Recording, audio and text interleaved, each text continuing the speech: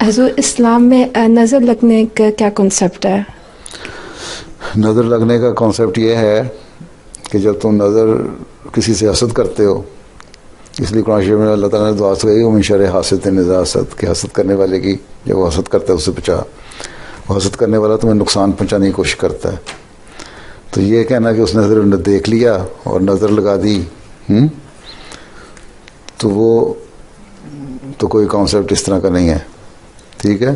ہاں یہ بھی حدیث میں آیا ہے کہ نظر لگتی ہے ماں کی اپنے بچے کو، ہیں، اور وہ کس طرح لگتی ہے کہ وہ جب بچے کی کھلا پلا رہی ہوتی ہے، دودھ پلا رہی ہوتی ہے، اس کی پرورش کر رہی ہوتی ہے، اس پہ اس کو خیال آتا ہے کہ میں کر رہی ہوں، تو اللہ تعالیٰ بتانے کے لیے تم نہیں کر رہی، بچے کو بیمار کر دیتا ہے.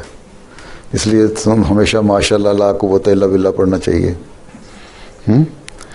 اس لیے تمہیں بھی حسد کی دعا سے بچنے کے لیے حسد کرو تاکہ تمہیں نقصان نہ پہنچائے.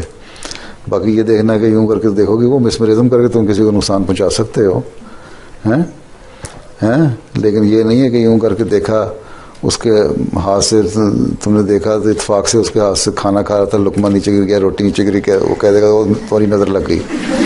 یہ بہانے ہیں. لیکن حضور جیسے کسی کی تعریف کرتے ہیں کہ اب اچھا لگے تو اس کے بعد بیمار ہو جاتا کوئی، اسی لیے ماشاء اللہ لا قوت الا باللہ پڑھ دینا چاہیے کہ اللہ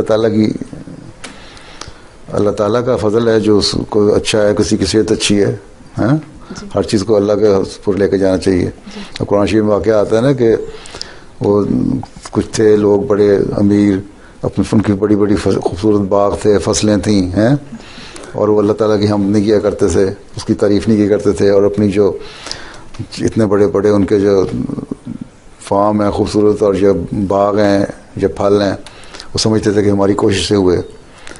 اور اللہ تعالیٰ کی ثنا نہ کرنے کی وجہ سے ایک دن یہ ہوا کہ صبح اٹھ کے جب وہ اس کو ہارویسٹ کرنے کے لیے گئے، اپنی فصل کو جا رہے تھے، تو وہ کہتے تھے کہ ہم یہ ہو جائے گا آج، ہم اتنا کمائیں گے اتنا کمائیں گے. جب وہاں گئے تو دیکھا تو ہر چیز تباہ ہوئی پڑی تھی.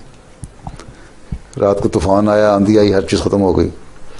اگر تو اللہ تعالیٰ کہتا ہے اگر تم اللہ تعالیٰ کی ثنا ماشاء اللہ کہتے اس پہ اور اللہ تعالیٰ کی طرف منسوب کرتے ہر چیز کو، تو یہ تباہی نہ ہوتی. ٹھیک.